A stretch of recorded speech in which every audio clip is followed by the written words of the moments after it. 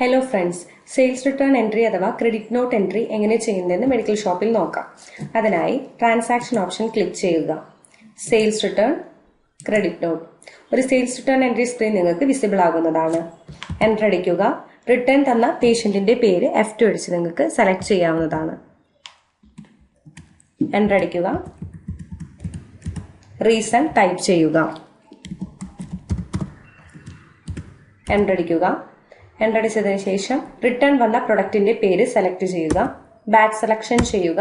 Return തന്ന quantity ഇവിടെ type ചെയ്യുക.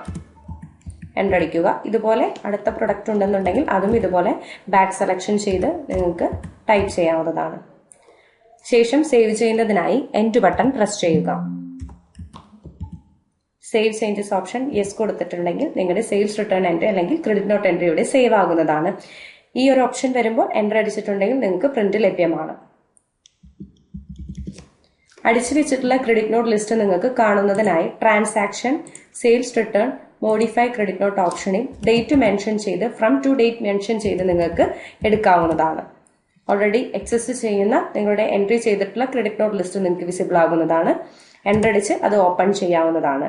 അത് മോഡിഫൈ ചെയ്യാം, പ്രിന്റ് ചെയ്യാം, ഡിലീറ്റ് ചെയ്യാം.